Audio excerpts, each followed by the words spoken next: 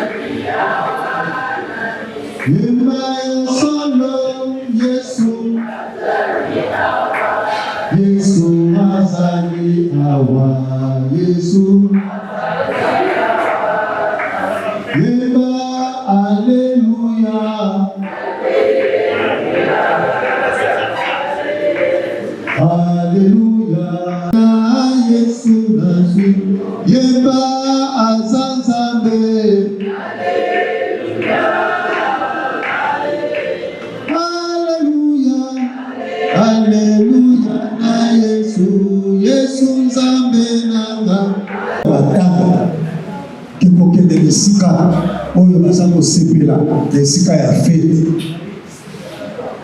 car là c'est la fête de tout temps. Papa te kuna wana esika matanga de suka ya moto. Et les vivants doivent mettre ça à cœur. Comme yo za na bongo tiens yango na kaka motema. Texte de mission de Bosser voilà. Texte ami balé to ko so aiza comme na livre ya Psaume 90. Ko la tana biso. Texte ça mon live na ko so kaka verset 12. Dans 12e verset, il y a Psaume 90 pour la Bible des hommes à la mission bien le Seigneur. Apprenons donc à compter nos jours. Qui a mis sous colo peut va au canal du colo. En fait, que nous appliquions nos cœurs à la sagesse. La Bible est que quand ça me dit dans la mission à moi, il y a toujours les cœurs qui reviennent. Ecclésiaste a vu la mission pour la yo yo la bonne tiens il y a la caca côté. Moïse a un psaume à ça comme la mission de Nagabo. Apprendre à compter nos jours. Qui a dit que va compter dans le mission afin que ton compte ça me dit dans la mission. Tout est mis dans la mission à moi. De quoi na ligaki na lobela lelo kwa moke ngonga oyo epesa meli mission. Pote to lobela.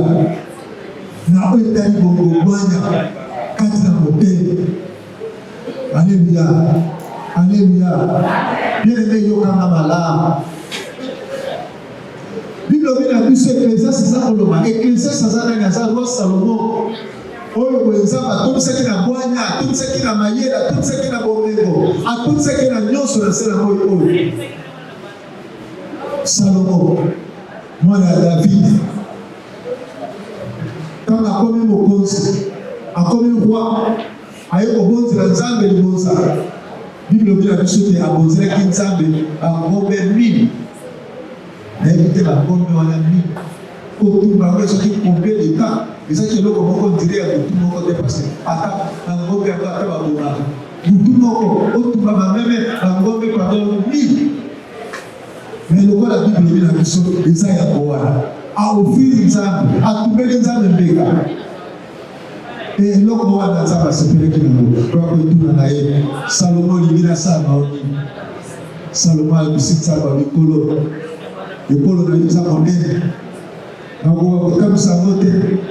Dans un élève, personne n'a qu'à boire. Pour tenir à vous comme ça, peuple n'a eu, c'est l'eau à voir à eux. Dans mon conseil, personne n'a eu à pour tenir à vous comme ça, peuple n'a eu. Il y a moi tout au long de la vie, il y a Salomon, attends que ça m'a quitté voir.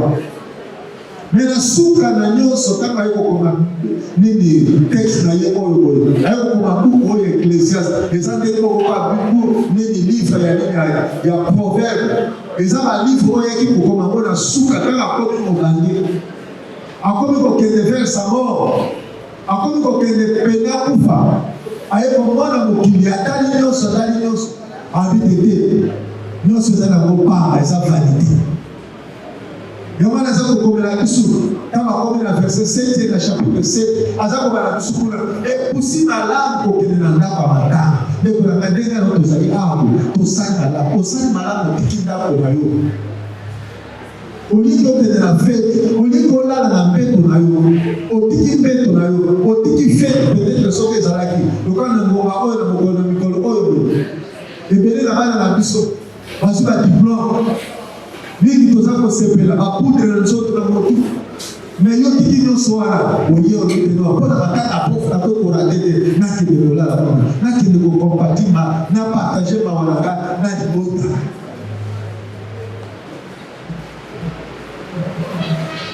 usai la ya wala kama sasa bana kisu donc mana ko kerenda kwa matanga ndiko la matanga c'est ça kwa la matanga c'est le quoi la fête. En fait, les lois qui parlent à la société sont dans notre service traiteur pour déjà. C'est là qu'on a invité les organisateur à faire Ici, déjà, ma camarade, il y a autant de personnes. Il y a déjà qui n'ont évité autant de personnes. Dans la bateau, il y a Motunio Sabolia, Motunio Sabomela. C'est là la table de Nérémati. Et service à protocole, les gens les capables de télévision. Tout banni na ba oyo boye. Ba invité donc ba oyo peut-être ba kolo fait, si mana ba invité ba parents, parce que okende malem, ils soupe pour na sima pour côté to faire qui na table na biso. C'est le moment ya ko senga, c'est le moment pour se faire là. Pourquoi parce que ko to ko na Jesus na table fête. Mais ici c'est pas la fête. Ah vous allez m'attendre bien le le Seigneur. Parce que vous savez malamu yo tekenda koye awo. Liwa ezale suka la moto. Quand tu le vois, votre frère bien-aimé a couffé vraiment la fin d'âge. Papa te dit les gens comme la biso, moto ça va passer moto à 70 ans na sena koyo. Abika 70 ans, il coûte tout ça. Na sena moto. Donc, on va faire ma casse, on va faire ma main sous on va faire ma polo. On va faire ma main 10 ans, 80 ans. Nous avons besoin de 70 ans pour nous ça. Nous avons besoin de 70 ans pour nous faire de merci. On a la peine, on a la bombe. Et nous pouvons poser, on l'équipe déjà 70 ans, comme il y a 80 ans, on a dit, on a déjà dit tout comme moi, comme nous sommes ça. Papa Dieu a la bombe. Mais quand nous sommes bien le Seigneur, ça. Et on va dire que la mort c'est la fin de toutes choses, de tout homme.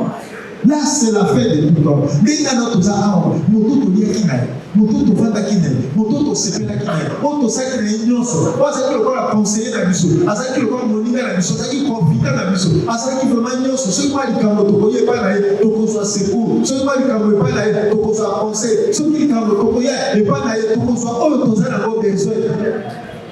Mais à ça de société, il y a qui comme si on est en nous sommes un prophète à malheur de bien le Seigneur. Qu'est-ce que nous sommes là? Dès que nous avons qu'on le veuille ou pas, après, mon cas n'a pas su la bouffe. Nous avons dit dans la tête ce qui n'est pas. Ce qui nous a passé dans le rôle. Tout ça, le 3, si je ne me trompe pas, le 3 juin. Mais avant qu'on ait le 31 de ça, mon cas n'a pas su la bouffe. Peut-être que dans la tête de Bosso la vie, il va peut-être qu'on soit là. Oh, quand on a été prêt, on a été dans la matin, mais à pauvre, donc on a pauvre. On a été dans le haut, on a fini, c'est ça la mort. Ou bien ceux qui ont le comité, quand on a cette symbole de comité, les 31, et que nous avons profité, mais bien évidemment, le Seigneur, le veut ou pas, et que nous sommes là tous. On a dit qu'on est en 2027, on a dit en 2028, on va tomber à cause de l'éliminer. Mais avant que comme on a, si on a fait un monté, on a monté, Moïse a fait ce que Moïse a apprendre à compter dans le jour. Et ils peut avoir un Nicolo. Bien aimé dans le Seigneur, autant à Nicolo, c'est très important. La vie a beaucoup comme on connaît nous a.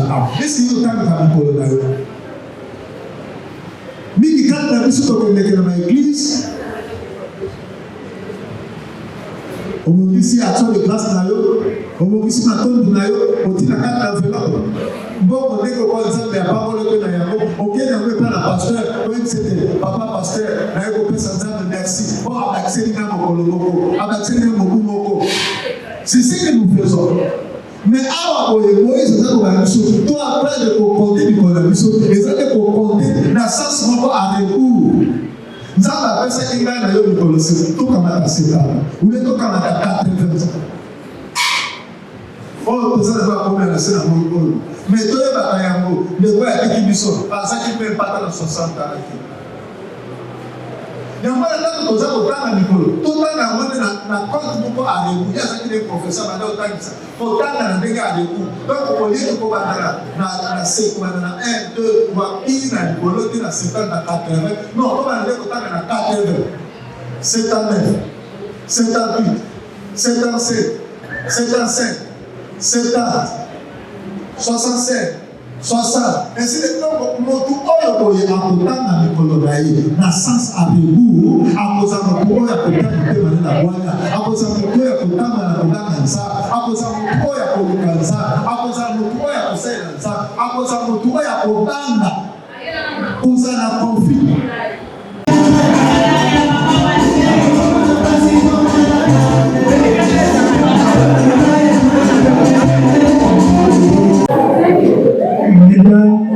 Mesdames et messieurs, avec vos titres et qualités respectifs, nous allons lire à votre attention le cours de la vie communément appelé biographie des ministres disparus. Nous l'appelions Tsoukoula Maweza David Petrocelli, riche pour les intimes. Il est né à Mazamou le 24 juin 1966.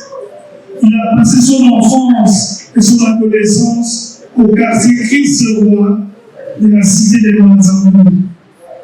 Fils de papa Kikwidi Maweza David et de maman Makwika Lunginamambu Justine, dont l'union a donné naissance à une fratrie de 9 enfants, dont 7 garçons et 2 filles. Seuls 5 restent en vie, au nombre desquels 2 filles et 3 garçons.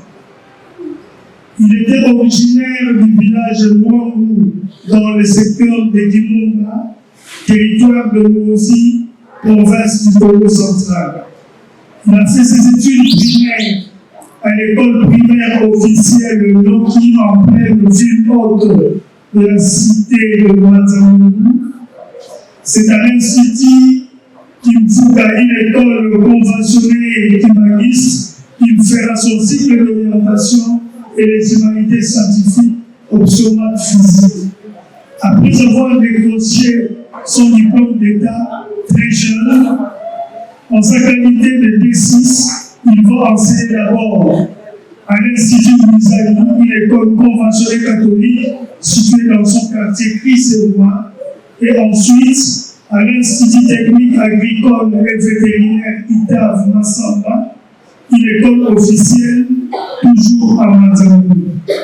Soucieux de continuer ses études, il les a poursuivis à l'ISP Mazamou dans la filière de maths et physique, où il a décroché un diplôme de graduat en maths physique. Il va quitter Mazamou pour Kinshasa, où il sera engagé comme professeur de maths au collège de Douala jusqu'à sa mort. Il était marié à la belle Judith de Tala, avec qui il a eu 3 enfants, dont 2 filles et un garçon. C'est une maladie qu'il a emportée depuis l'hôpital Moïmoatongo jusqu'à la clinique Maniema, où il a tiré sa révérence le 20 juin 2026. M. David Petrocelli Tsoukoula Maweza a été très humaniste, de nature timide mais quelquefois humoriste, qui lui a valu la périphrase de l'homme de Candro, dont lui seul connaissait la signification. Il a été enfin un féru du football. Avec l'élection du stade d'Itemoko de Mazamou, il a développé son talent footballistique jusqu'à porter le pseudonyme de Roi Pelé. Nous vous remercions. Biographie à Papa Nabiso. Maweza teacher Tsoukoula. Papa Nabiso na kolobana bisa même français lingala kikongo ça ne va pas marcher. Tsoukoula et Papa Nabiso il a ici d'abord pour Sokola Moutou azala propre. C'est un garçon qui était propre. Tsoukoula pe ekoko na sepa na biso bolimbisi. Tsoukoula Massou, donc laver le péché. Aza garçon to fanda ki na yeko na azaleki. naza parmi bato babanda koyamba po bayaka sika. Moi j'ai fait avec moi là, presque 32 ans. C'est toute une carrière. Il y a en 2002. Donc baza baleki na ngana musala pona banda koyamba. Sukula soki aswani na mutu banda koyamba na ngana banda kobenga jeji. Tala mutu koyamba koyamba petit frère tika. Ngana yebiyo ngana koyebisa ye et azana faute. Chaque fois qu'il avait un problème, abanda koya soumettre là. Na tikali komona mukono moko te sukula aswana na mutu. Un paisible garçon, très social, très propre. Na ba élève bazawana mutu babanda kubenga ye azana comme babanda kubenga ye mutu milele ye benda abanda kunata tangu azui maladi ba yebisi biso on avait fait une prière tout à l'heure na réunion tout à l'heure prière pour naye.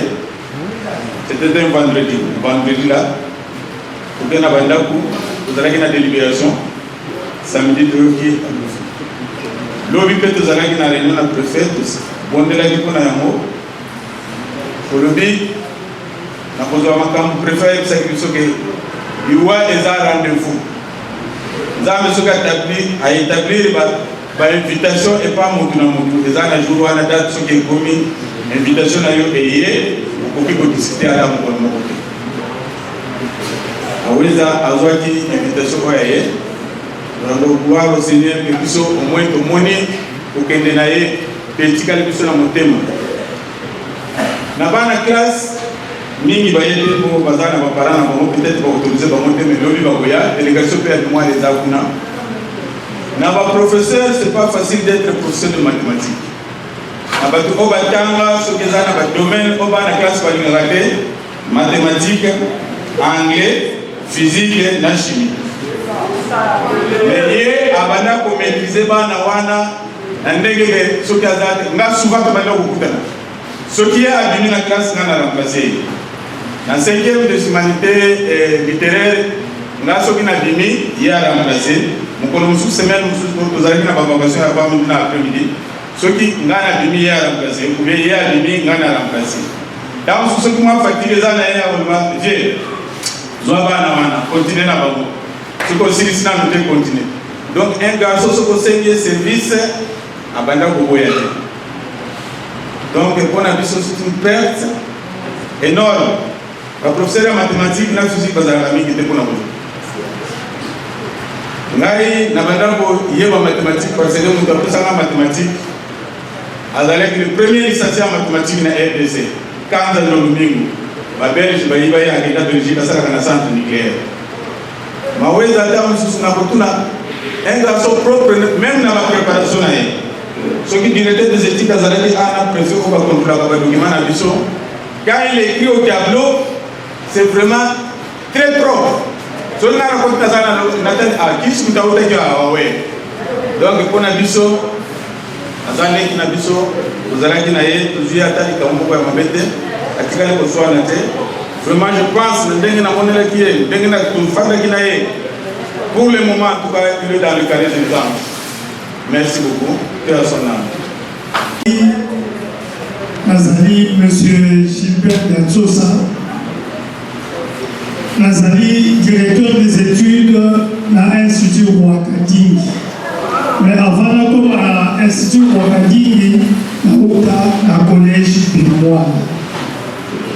L'année monina na la outi koloba teach aye na collège Bimois na 2002. Lokola autaki Mbanzangungu ngapi na zamwana Mbanzangungu en tout cas pourra elekaka facilement. C'était vraiment mon petit. Mais on a témoigné et ça surtout relation na biso na collège Bimois na te. Mais total ici na ma famille et bénévole parce que ma mère a préceptorat. En tout cas, nous avons dit que la famille, le professeur et la mathématique, n'a pas eu de ça. Ce qui paye, nous avons dit que la famille, bazoluka soit professeur ya français ou professeur ya latin, en tout cas il faut yebisa ngai. Donc tozalaki vraiment très lié. C'était mon compagnon de lutte. Akanza quelque batoubaye awa na ma famille tokanisa na ye. On était vraiment très liés. Même l'air na lobe na collège de Mwana na ke na institut Wakadingi, à part na ndako de temps en temps, en tout cas abandaki koya kotala ngai. Nakanisi na tangi biographie na ye na libaki teke na kokoma ntina suka parce que oyo bakoki koreconnaître ngai neti nefe na ye oyo ngai mutu nasala modération mpe natanga mot de circonstance mokolo ya libala na ye. Donc azalaki mpenza peti na nga ya kati. Mais bon, c'est Dieu qui donne et Dieu a retiré. On n'en peut rien. En tout cas, que son âme repose en paix. Voilà. Justement, pour compléter le conflit, pour les enfants qui ont la perversité par rapport à Roi appelé, par rapport à la carrière, Maria Sali, l'hypertanie Sanaï, comme professeur universitaire à Iti-Lukala. Alors, en tant qu'ancien élève, on a eu une biographie, on les a un peu cachés, on a complété. Pour à part ancien professeur, on a commencé à coller la place, on a dit à commencer à Naku, on a tiré comme grand, on a tiré comme interne au fond de moi, ça nous sert. Si on a la photo, on a même l'image là que ça une personne de peu, douceur, si on a un enfant qui, mon thème à la raison que tu as sauf qu'il a gardé ce qu'il a fait de nous en passant vers les Tiloukala sans le culpabilité. Et à un moment de la vie, moi qui ne minute que 2 minutes à l'État, on va prendre témoigner. Je vous remercie. Témoigner pour la pauvre frère. En tout cas, on passe en tango sisa ina klasi na ye ukuma kuna ikishasa wa unaikio na pale ile kiti tango ya msala vali na ye kama mingi kwa mingi ndaki offre moko ngaza kwa hiyo offre te tangu kwa kaka mwana ndani quand on voit une salle, on va me souvenir de tout ça. Quand même, on cousin dans la bannière qui est mine, vraiment. Comme ça, on a la joie. Ça, on cousin dans la bannière. On m'a maquillé, c'est dans ça, la moi, la bannière qui, dans le temps. Car, ça qui, offre mon corps, c'est passé.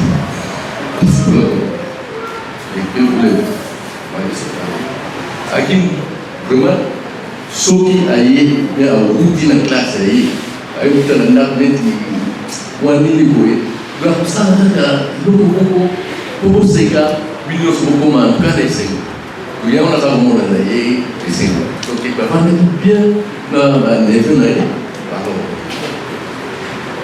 pour ce qui s'en est mingi na ce qui s'en est si tu sois commis amoni ba neve na ye ba suki komi moi mabe oh neve yaga na coiffer alors coiffer nataka coiffer mona kuna kusekisa akizo eke mona uchaba kwa alors zaki vraiment beaucoup de choses mais là va nous parler de la merci. Ngai komona ngai kipindi maweza David. Donc soko lomali kipindi otie tsukola maweza David eza moto akufi. Donc aza wana ndoi na carrière ngai na perdre déjà bandoi ni bani. Misato Aussi, comment il y a des trucs qui m'ont à la vie, des accords il y a pas mal. Oui, quand on a épée, jazz, comment les amis qui prennent mauvaise à la vie. Épée sous sa confie, sous la mauvaise à la vie. Donc, les intimes de tout Pakistan, tout va dans la toujours là. Il y a ce qui est kitsch. Les bonhommes se sont en 2017, il est passé comme là, jazz. Donc, les moments où il va s'arrêter par comment on a par comment ça doit la taille du monde hérité par comment. Donc, la haute non pas à confio, à ça va nous voter que non, oui, mais il y a qui nous non. Les papas tu vois tout témoigner dans ce cas par rapport à Boutinaï. Bah nous on a besoin donc tout coller dans bango. Madame Bagui, je me rappelle dans la 3e primaire. Avec 3e primaire, imaginez dans une diplôme d'État en 2010. Si vous imaginez la 3e primaire, vous avez dans la calcul en année des années. On sait ça va devoir et puis la zone on va répondre d'été. Et puis après c'est la pétition, après c'est l'assemblée, la pétition alors que ça se fait à moi. Mais on va ça va témoigner au niveau de par la mission de discipline de la ceux qui au soukolité au Goliath. Donc ceux qui aux 8 ans à devoir, il faut voter l'assemblée. Nous avons on a pu se couiller ou d'assaner avec la discipline. Il faut voter l'assemblée tout. Il y a pas de dépendance sur la là-bas. La sauté la fenêtre de la chambre, il mis laquelle on s'en va la journée. Aux hommes à la zone, il y a un gars qui a l'assemblée. À mon niveau, il y a une zone qui a témoigné des épées. Moto va le papa témoigna le big quoi chaba point sous qui est zaïe. Donc on va voir ça va donc plus de parler on va sous on va la sous qui au qui classe on c'est rapide. Sous qui m'a on a pas c'est on a dit on a pas sous qui était là mais tout ce qui est au on va parler de ça là tellement ça nous il a hérité là pour parce que on a moi j'ai mis pour la galerie dans ça on va dire tout ça on va regarder tout. Donc, c'est ça là. Donc, on a le bar, tout ça va finalement, tout va mais ils sont vivants, dans la vie vivant, à la vie de la vie. À nous battre, nous calme, donc, qui a posé le problème, on va se mettre. Dans 20 ans, les 20 ans, dans 10 ans, dans la vie, on va ensemble, même par an, on va ensemble. Quand on est au Yah, na yeka ka awa na me puta na noko akutina na sayo usololi akuni usololi na expliquer mikolo na zoni kutala kama situation na bolo baba lobi na mai oya azokende bandal atangisa mwana atangisa a plus 1500 akutina na obita wine joa 1500 ko bagisa sokolé we got to go sana ya onge ndenge na yeye na yoki masolo mingo koma na ozalaki mani funa peso boko donc nazo récupérer sur 1500 so nazo kama na beta la chez so na ndala na ko ya o so na tala ile pasi ndoko akoli biso sito koli yende fois là ba ki ngana le yebo puis nzambe le wa ite mo mele kaka et comme ça sur le lot donc ça t'avait dit au moment le logo. Mais conseil moi la opé ça la bande de sur le Tigali tout ni mala rata moto za vivant tout ni mala rata que non temps moto oufito et maintenant moto ayi bon et moi non vivant tout ça va marcher à tout on va ça vivant donc pas que ceux qui va confirmer on que là on a la soirée dans ma bête si la confie et ça t'est que pas confie donc il a hérité dans ma belé.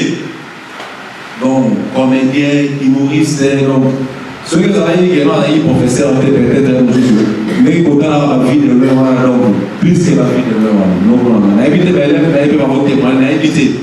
Elle va voter, il s'en est, parce qu'il va aller au pays de son nom, sa finition, on a évité. Bon, à ça, vraiment, on bien. En tout cas, là, on s'est rappelé dans la salle, on peut être là, beaucoup, malgré ça, c'est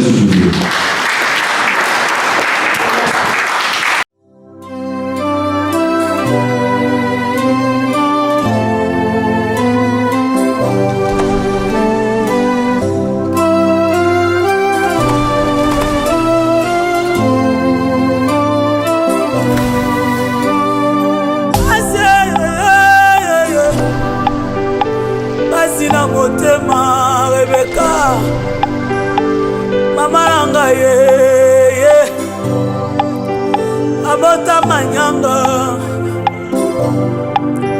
ma complice,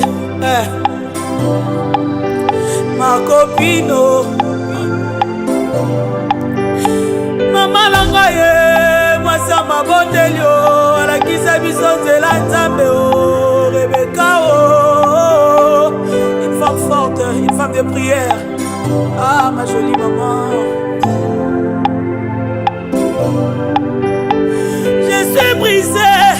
Je suis brisé, Seigneur, donne-moi la force. Oh, oh, oh. Comment n'angake, moninga langake,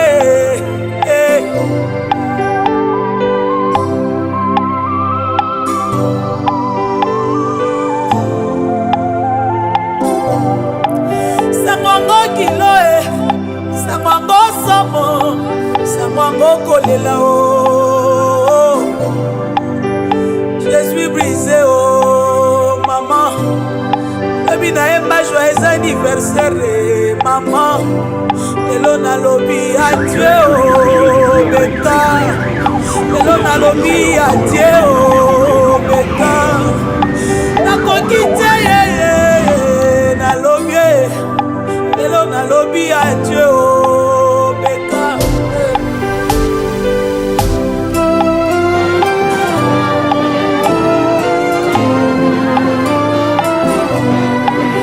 Laissez-moi l'engayer, la salle à mon salaire, maman lia foufoué.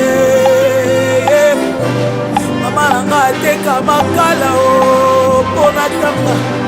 Rebecca teka mikate oh pona tanga. Rebecca teka foufoué. Rebecca langa teka masango oh. Aloba nanga kangama na Nzambe yaya. Zela moko eza kaka Yesu kosimba. Mokolo moko na vi na nga nayoka esengo na motema. Kopesa yo mbongo ozobina olobi botika nalia. Lelo mbongo etuli nga na sake beka. Napesa ngo nani o beka. Lobi nayemba joyeux anniversaire. Lelo nalobi adieu oh maman. Rebecca nanga adieu oh maman. Nakobeta lisolo no na bana nakobota. Nakobeta lisolo no na bandeko ye. J'avais une mère exceptionnelle, une mère aimante, une mère remplie d'amour. Une mère.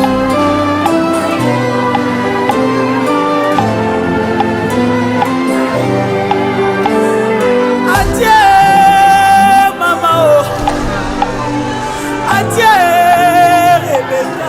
Saluons tous au nom de Jésus-Christ. Que la paix du Seigneur soit avec vous. La Bible nous dit dans 1 Thessaloniciens chapitre 5 verset 18: exprimez votre reconnaissance à toutes circonstances, car c'est la volonté de Dieu en Jésus-Christ. Vous pouvez dire Amen. Amen. C'est la volonté de Dieu. Dieu nous a donné notre prof et Dieu a repris. Mesdames et messieurs, voici notre programme se présente comme suit. Nous allons commencer notre programme par prière d'action de grâce. Ça va introduire par le révérend Jean Brizolo. Et après la prière d'introduction d'action de grâce, mot de circonstance. Après le mot de circonstance, il y aura une notice de biographie du défunt. Après la biographie, quelques témoignages de personnes pouvaient venir témoigner. Et puis nous allons louer le Seigneur dans quelques cantiques. Après les cantiques, nous allons écouter l'exhortation de la parole de Dieu. Et le révérend Jean Brizolo va nous exhorter. Et après l'exhortation, nous allons passer directement à l'acte d'animation. Après l'acte d'animation, nous allons prier en faveur de la famille éprouvée, donc la veuve et les enfants. Et après la prière en faveur des familles, nous allons maintenant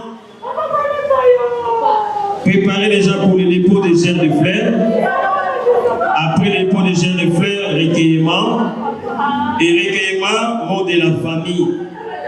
Et après le mot de la famille, la prière de clôture. Toujours le révérend va clôturer notre programme et ça sera le vœu du corps du pape cimetière. Ça sera la fin de notre programme. Que la gloire soit rendue à Dieu notre Père. Amen.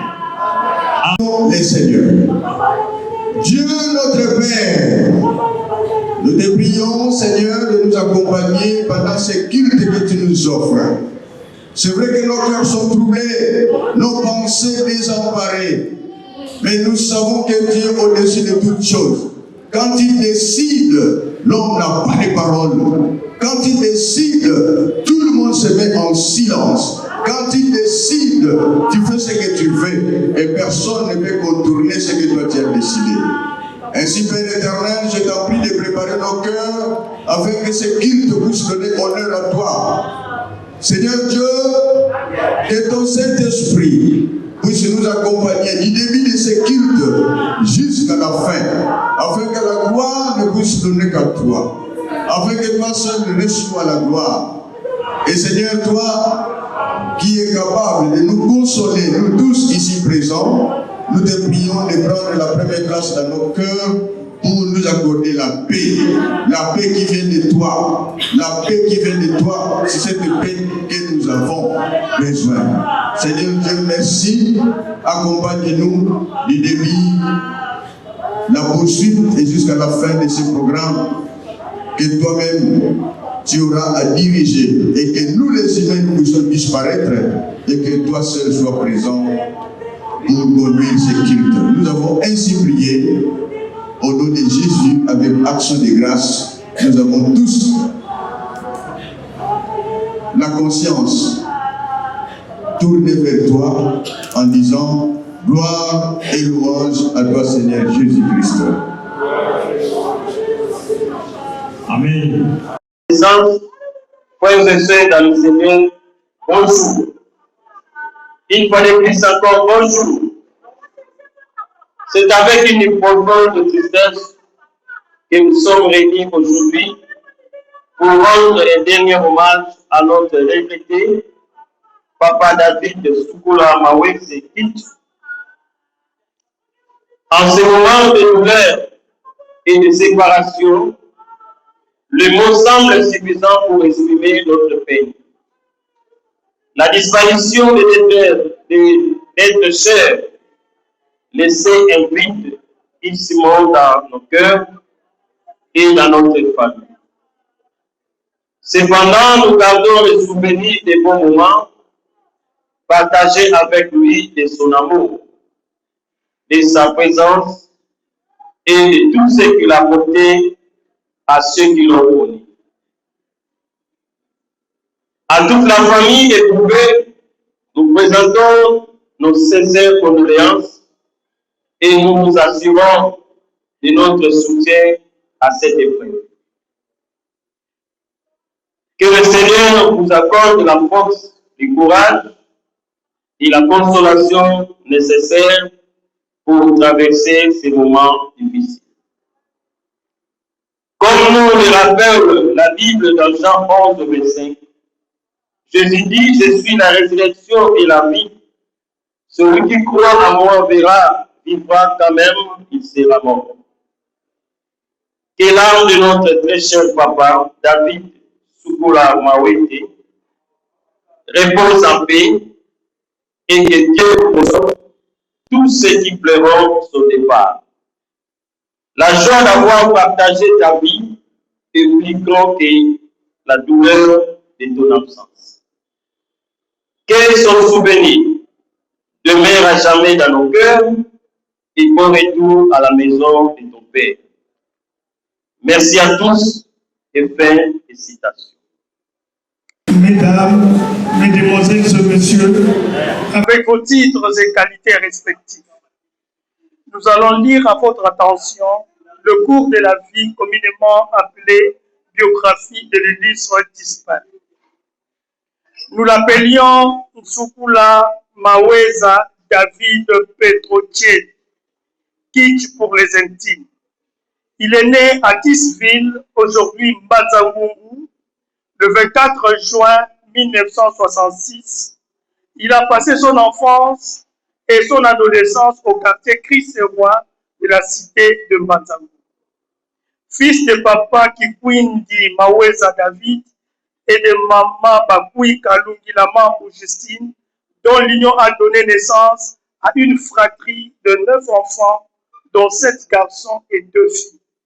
Seuls 5 restent en vie, au nombre duquel 2 filles et 3 garçons. Il était originaire du village Luangu dans le secteur Kimumba, territoire de Luozi, province du Congo central. Il a fait ses études primaires à l'école primaire officielle Noki en pleine ville haute de la cité de Mbanzangu. C'est à l'Institut Kimfuka, une école conventionnée kimbangiste, qu'il fera son cycle d'orientation, ainsi que les humanités scientifiques, option maths physique. Après avoir décroché son diplôme d'État, très jeune, en sa qualité de D6, il va enseigner d'abord à l'Institut Wizani, une école conventionnée catholique située dans son quartier Christ-Roi, et ensuite à l'Institut technique agricole et vétérinaire Itaf Massamba, une école officielle toujours à Mbanzangu. Soucieux de continuer ses études, il les a poursuivis à l'ISP Mbanzangu dans la filière maths et physique, où il a décroché un diplôme de graduat en maths physique. Il va quitter Mbanzangu pour Kinshasa, où il sera engagé professeur de mathématiques au collège du Mwala jusqu'à sa mort. Il était marié à la belle Judith Ntala, avec qui il a eu 3 enfants, dont 2 filles et 1 garçon. C'est une maladie qu'il a emportée depuis l'hôpital Moi Mwantongo jusqu'à la clinique Ngaliema, où il a tiré sa révérence le 20 juin 2026. Monsieur David Petrotieli Ntsukula Maweza a été très humaniste, de nature timide, mais quelquefois humoriste, qui lui a valu la périphrase de l'homme de Kandro, dont lui seul connaissait la signification. Il a été enfin un féru du football. Avec l'érection du stade Kitemoko de Mbanzangu, il a développé son talent footballistique jusqu'à porter le pseudonyme de Roi Pelé. Nous vous remercions. Bazali Boso ba honoraka mwe ba kolo na ye lipoda. Soki tolingi honore ye tango tozali kopesa mwe pai na nkolo toko respecte nkolo oyo asangisi biso awa. Tokovanda kimia toyoka volonté ya Nzambe na ntina na bomoi na biso awa na se. Yeba likambo oyo biso nyonso tokoleka moto akotikala na mokili oyo azali te. Nzambe asangisaka bato na cadre oyo mpona korampele biso ete tosengeli komibongisa parce que toza baleki na mboka oyo na mabele oyo. Sur la terre, nous sommes des pèlerins, nous sommes des voyageurs. Bongo tango Nzambe a réalisé likambo oyo tokovandaka kimia mpona kopesa ye respect parce que azali Nzambe. Na tongo na lelo tolingi kopartager ensemble un thème topensaki na yango ezali kolobela nos jours sur la terre sont comptés. Appliquons-nous à préparer notre vie d'en haut. Bomoi na biso awa na se ezali na mikolo ya kotangama na bongo tika ete moto na moto asala ete amibongisa mpona bomoi na ye ya kokende na lola wana nde mama na likambo tolingi kosolola na yango. Nos jours sur la terre sont comptés. Appliquons-nous à préparer notre vie d'en haut. Texte de base de Gossal les années Psaume, chapitre 90, Psaume 90, les versets 10 à 12. Tokotanga mona lingala, tokotanga na français. Nous allons plus utiliser lingala pour permettre à ce que nous soyons tokwa boyoka na malamu. Tokobanda kotanga na lingala. Na lingala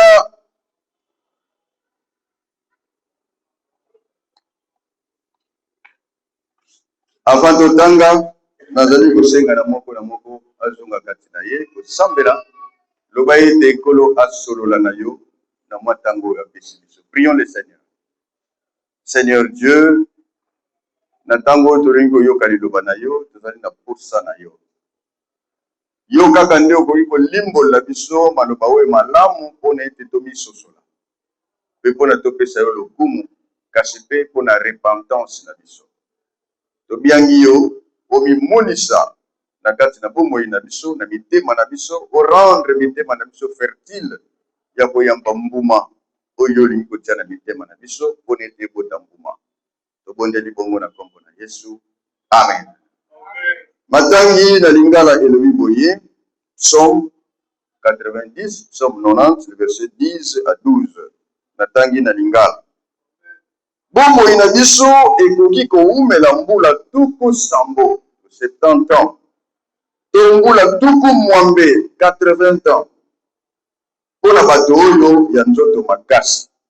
Kasi yango ezali kaka bomoi ya pasi pe ya mawa. Elekaka noki pe tokendeke mbambu na liwa. Nani akoki koyeba ndenge kanda na yo esalaka? Nani abangaka yango ndenge ekoki? Lakisa biso ete mikolo na biso ezali moke po tozwa mayele. Lakisa biso koyeba ete mikolo na biso ezali moke mpona ete tozwa mayele. Amen. Na français balobi boye, le jour de nos années s'élève à 70 ans et pour les plus robustes à 80 ans. Et l'orgueil qu'ils en tirent n'est que peine et misère, car ils passent vite et nous nous envolons. Enseigne-nous à bien compter nos jours afin que nous appliquions notre cœur à la sagesse. Enseigne-nous à bien compter nos jours afin que nous appliquions notre cœur à la sagesse. Il y a des textes qui accompagnent cette parole que nous venons de lire. Par exemple, dans Hébreu, il est dit, il est réservé aux hommes de mourir une seule fois. Dans Philippiens, il est dit, notre cité à nous est dans les cieux. Ce n'est pas ici sur la terre. Dans Luc, Jésus dit, tenez-vous prêts. Et dans Jean, Jésus nous dit, Jésus prépare une place pour les siens. Oyo nyonso tozali kotali sete na mabele aoyo tozali na cité ya biso te, tozali bapaya awa na mabele. Bien-aimés dans le Seigneur, nous vivons dans un monde où beaucoup pensent qu'ils ont encore de longues années devant eux. Chaque jour levé, le soleil nous rapproche du jour où nous rencontrons notre Créateur. C'est pourquoi Moïse prie, il dit, enseigne-nous à bien compter nos jours. Bien-aimés, qu'on a administré, bomoi na yo, bomoi na ngai, ndenge tozali na mokili oyo, ata si osali bambula ebele, me yebe ete bambula wana emonana kaka moke. Moto nyonso aza na posa mbele asala plus que ça. Alors que ntango tozali kobotama mosusu abotami alekani, mosusu na 5 ans akei, mosusu na 10 ans, mosusu na 20 ans. Na baoyo baza barobuste akokokoma na 80 ans, mais malheureusement tokomona mikolo yango eza kaka moke. Yango na moto asepelaka na liwa azali te. Posa na biso ezali todemere libela. Kasi awa bazali kopesa biso mayele ete tosala attention parce que mikolo yango eza nango ebele te. Soki otangi na Biblia bakoko na biso na ebandeli bamosusu bazali kokokisa ba 900 ans, 800, 700, 600, 500. Oyo ya biso kokokisa 100 eza makambo. C'est pour cela que nous avons 4 vérités au de Kabola, dans le peuple de Dieu, au Sangari na Esika. Vérité à l'émotion et l'obi, nos jours sont limités par Dieu. Mais colonabiso et Zalinzan vendent Moutou à limita Kayambo. Quel que soit sort de Oyo au Koufela, quel que soit Mikolo Oyo Koumela Nase Awa, Moto Oyo a permis à Kanewa et Zalika Kanzambe. Parce que par mon sous, par Koutana na Makambo, Oyo Kokotale de Moutou pour vivre. Mukolo Moussou vers Mongafula dans les années 1982, très longtemps.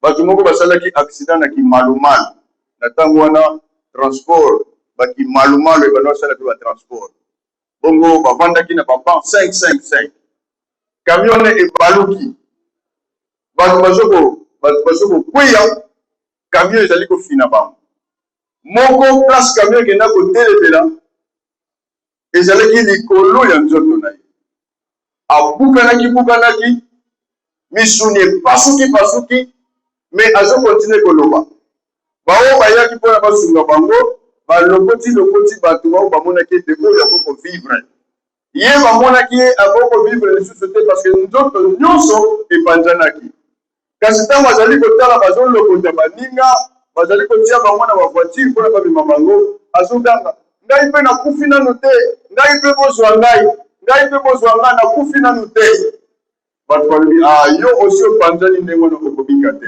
bote na biso bongo ntango bakomaki na mama ye na nzoto ne ya kopanzana bamédecin bayebi mosala na bango batonga ye nzoto mobimba bao bazalaki ntango mosusu nzoto ezali komonana ya mobimba bazali kokufa kasi ye nzoto ezalaki ya kopanzana misuni ya kopanzana mikuwa ekukana mais ti lelo oyo ce frère là bien qu'il ait une cicatrice sévère dans le mais il vit.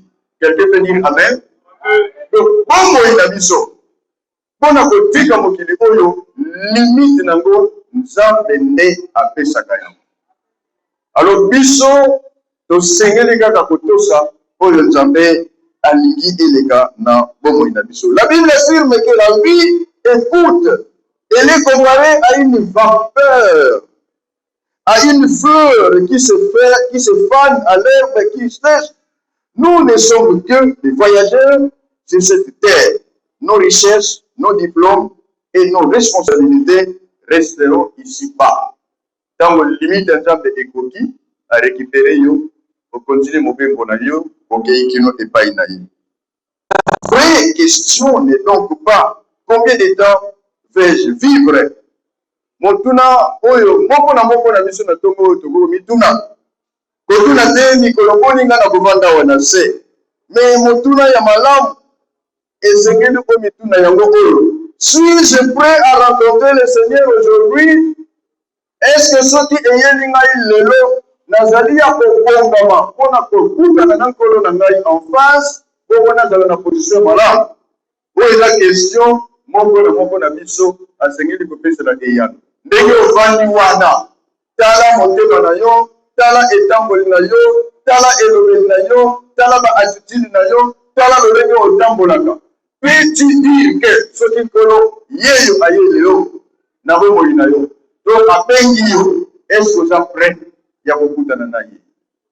Bien-aimé, c'est une interpellation. Deuxième vérité, l'amour ouvre la porte de l'éternité. Moto akoki kokende epai na nzambe ya mobimba te. C'est à travers la mort. C'est la mort qui ouvre la porte pour l'éternité. Selon Hébreux chapitre 9, le verset 27, chacun mourra une seule fois, puis viendra le jugement. Il n'y aura pas une seconde de vie pour se repentir. L'occasion que le Seigneur nous offre, c'est celle-ci. Liwa ezali ekuke oyo moto akokotela na mboka na tata na mboka na nzambe. Liwa ezali ekuke oyo kokotela na bongo liwa lokola ezali ekuke muto kokufa une seule fois. Opportunité oyo tozali na yango ya kobomisa bomoi na biso liboso ya nkolo ezali lelo oyo ndenge ozali koyoka maloba na nzambe ezali opportunité mpona yo lelo oyo ya kobongola motema opportunité yango nzambe apesi yo mpo orepare mpo oprepare na rencontre oyo ya mokolo wana nzambe abongiselaki yo. Chaque chrétien doit donc vivre dans la repentance, la foi, l'obéissance en Jésus-Christ. Yo obengaki mo Kristo osengeli bomoi na yo mobimba ezala na repentance permanente mpo toza bato na kati na mosuni oyo na makanisi na maloba na attitude na biso, même dans les lieux secrets, même dans le fond du cœur, parfois nous avons de mauvaises pensées. Na tongo na lelo oyo nzambe na nzela na maloba na ye azali koyebisa yo talaka bomoi na yo ntango nyonso obongisaka bomoi na yo relation na yo na nzambe ezala ya malamu soki obongisi nzela na yo malamu mokolo ya suka okozwa grâce. Kasi lelo oyo yeba ete la seule occasion, la seule opportunité oyo ozali na yango ya kobongola motema ezali na tango ozali koyoka maloba oyo. Troisième vérité, préparer la vie d'en haut. Bongisa bomoi na yo ya kuna na likolo. Oyo azana posa amona mboka na nzambe. Oyo azana posa akota na lola ndenge tolobaka yango ndenge toyebaka yango. Jésus dit, je veux vous préparer une place. Koro apresedaki biso akendaki kobongisela biso bisika. Mais bisika oyo ake kobongisa ce n'est pas pour n'importe qui. Ezali ya baoyo bakoyamba ye lokola nkolo mpe mobikisi mpe bakotambolisa bomoi na bango ndenge makomi ndenge volonté ya nzambe elingi baoyo bakotambola na lolenge wana bango wana nde akendaki kobongisela esika. Il a dit, je reviendrai pour vous chercher. Nakozonga mpo na koluka bino kozwa bino moto na moto ntango na ye soki ebelemi. Préparer la vie d'en haut signifie accepter Jésus-Christ comme Seigneur et Sauveur. Ça, c'est la première chose. Kobongisa bomoi na yo ya kokota na mboka na nzambe elingi koloba 1 yamba Yesu na kati na bomoi na yo lokola mokonzi mpe mobikisi na yo. Ya mibale, marcher dans la sainteté. Tambola na kobulisama. Bulisaka nzoto na yo ntango nyonso na kosengaka bolimbisi na mabunga na yo. Ya misatu, aimer Dieu et son prochain. Linga nzambe, linga mpe moninga na yo. Ezala kozalaka ne ndako moko, ezala kofutelaka na lupango moko, ezala collègue na yo de service. Olingaka nzambe, linga mpe baninga na yo. C'est une loi. Soki osatele na yango yeba ete ozali kobongisa bomoi na yo mpona mboka na tata. Persévérer dans la prière et la parole de Dieu. Kangama na mabondeli mpe na maloba na nzambe. Servez fidèlement dans l'église. Servez le Seigneur fidèlement dans l'église. Kokendeki na ndako ya nzambe kaka kosambela obimi okei te kasi esengeli mpe ozala na mikumba baservice oyo osengeli kosala mpona kopesa lokumu epai na nzambe na yo. Vivre chaque jour comme si le Seigneur pouvait venir aujourd'hui. Bomoi na yo nyonso il faut bongisaka yango ya kozela na kozelaka lokola Yesu akoya lelo mpo ndenge totambolaka liwa atambolaka na biso pembeni. Si quelqu'un a compris, lui amen. Je suis brisé, Seigneur donne-moi la force. Oh, oh, oh.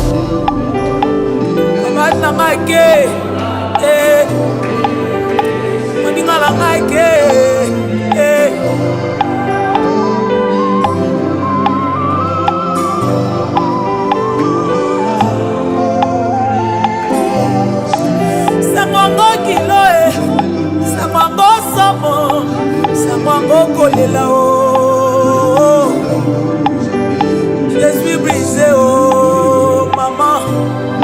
Baby naemba joyeux anniversaire, maman. Lelo na lobi adieu, oh beta.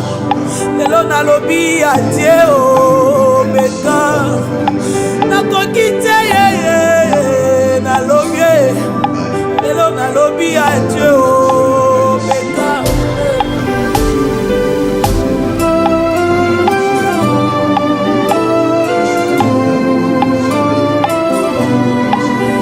esengola ngai ye nasala mosalara mama lia fufue mama nanga ateka makala o mpona tanga ebeka ateka mikate o mpona tanga ebeka ateka fufue beka nanga ateka masango o aloba nanga kangama na nzambe yaya nzela moko eza kaka yesu kosimba mokolo moko na vi na nga nayoka esengo na motema kopesa yo mbongo ozobina olobi botika nalia lelo mbongo etulinga na sake beka napesa ngo nanyo beka lobi nayemba joyeux anniversaire lelo nalobi adieu o mama ebeka na nga adieu o mama nakobeta lisolo no na bana nakobota nakobeta lisolo no na bandeko ye j'avais une mère exceptionnelle, une mère aimante, une mère remplie d'amour, une mère.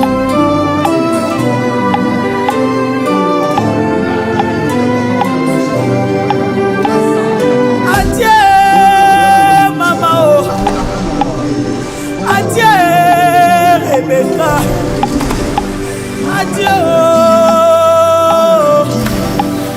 Chimpenangaye, adieu. Marananga bakoyeba, adieu.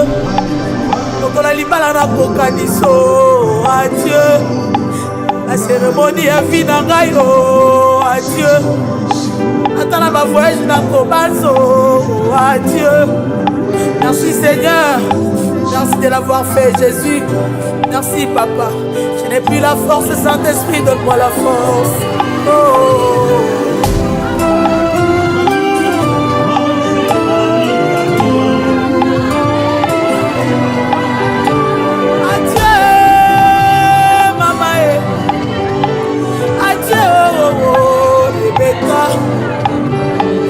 Adieu oh ma copine Abatanga matumbo libo adieu Beka na uti voyage adieu Manyanga nazoya kolala oh adieu Elo nazangi moto akobetela oh adieu Nazangi moto akoyebisa oh adieu. Je ne comprenais pas la douleur de perdre une mère. Aujourd'hui, Seigneur, c'est plus fort que moi. Mais je crois que tu vas me donner la force, Saint-Esprit.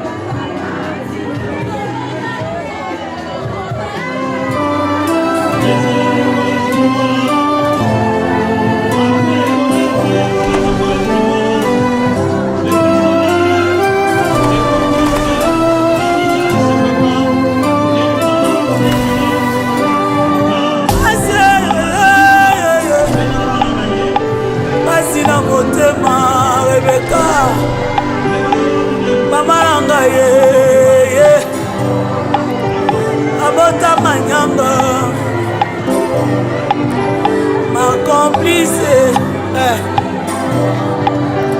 ma copine,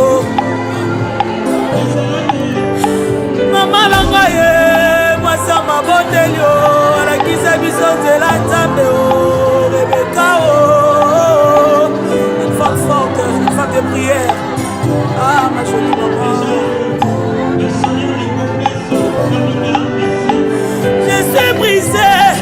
Je suis brisé, Seigneur donne-moi la ke moninga na ngai ke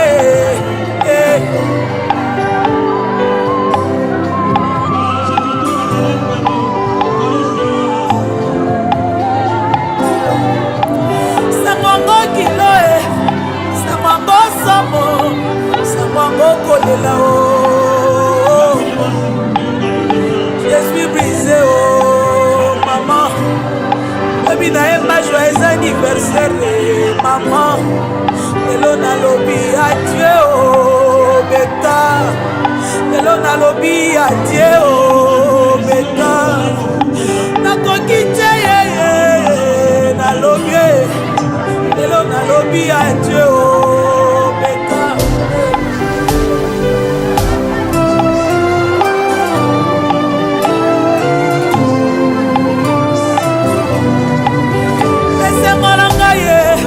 nasala mosalara mama lia fufue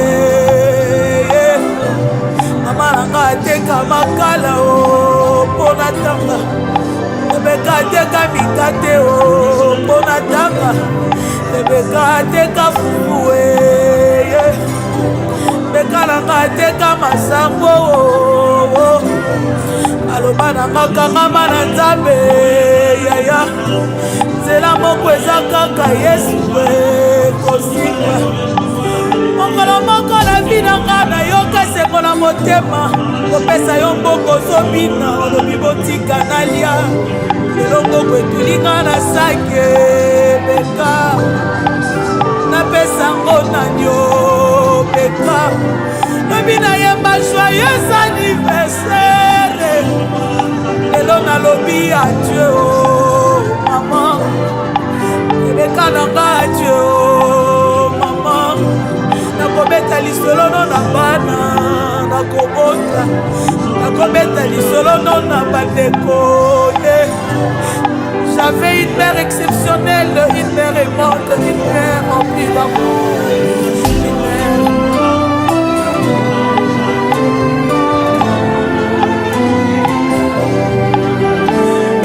adieu maman oh adieu Rebecca adieu oh chimpe na ngai adieu bana na nga bakoyeba adieu lokola libala na kokaniso adieu la cérémonie ya vie na ngai oh adieu ata na bavoyage na kobanzo adieu merci Seigneur merci de l'avoir fait Jésus merci papa je n'ai plus la force Saint-Esprit donne-moi la force oh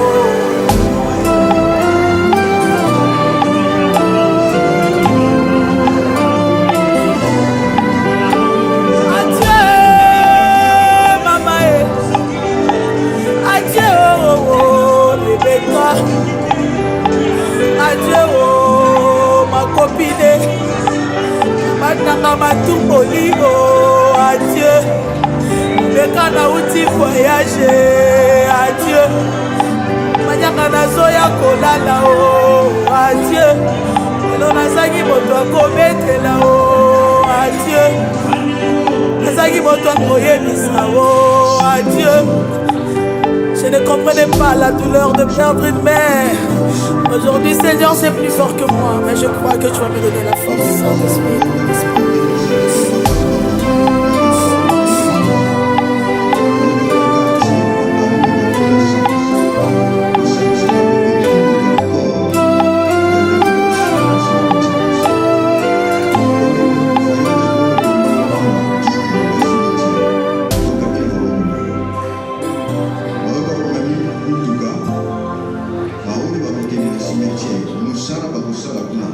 Ozonga na bango awa na maboko na yo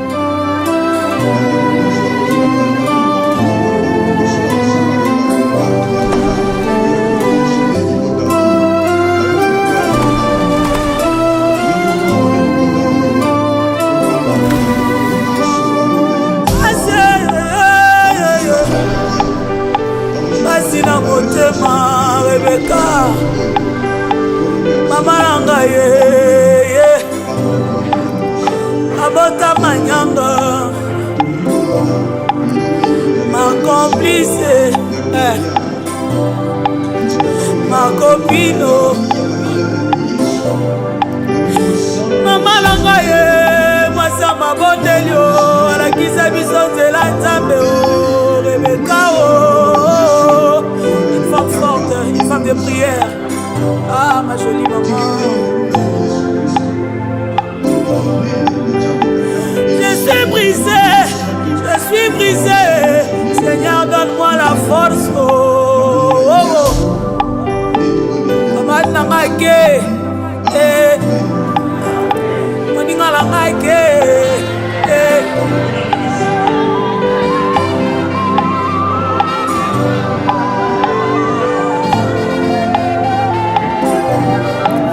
Samango kilo Samango samo Samango kolela je suis brisé maman Lobi na yemba joyeux anniversaire maman Lelo na lobi adieu Beka Lelo na lobi adieu Beka nakoki te yeye na lobi Lelo na lobi adieu Beka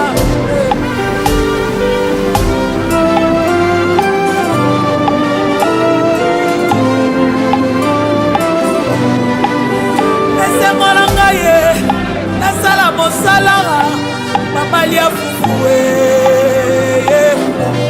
mama nanga ateka makala mpona tanga Rebeka ateka mikate mpona tanga Rebeka ateka fufue Beka nanga ateka masango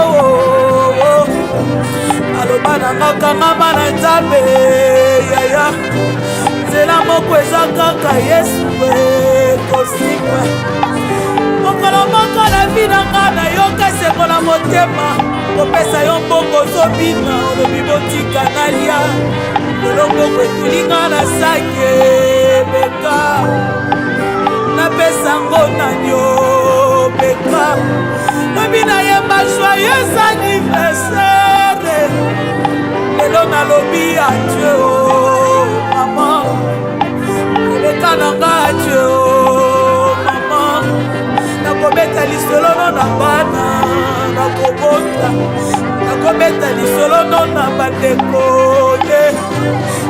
j'avais une mère exceptionnelle une mère aimante une mère remplie d'amour une mère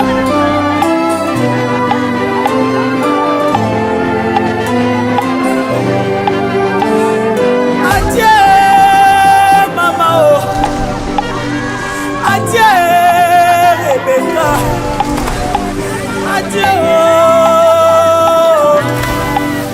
chimpe na ngai adieu bana na nga bakoyeba adieu lokola libala na kokaniso adieu na cérémonie ya vi na ngai adieu ata na bavoyage na kobanzo adieu. Merci Seigneur, merci de l'avoir fait Jésus, merci Papa, je n'ai plus la force, Saint-Esprit donne-moi la force. Oh.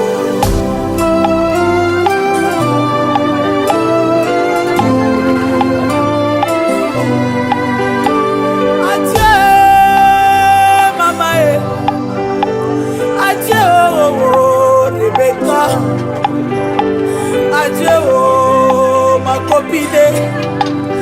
Batanga matumboligo adieu Beka na uti voyage adieu Manyanga nazoya kolala adieu Lelo nazangi moto akobetela adieu Nazangi moto akoyebisa adieu Je ne comprenais pas la douleur de perdre une mère.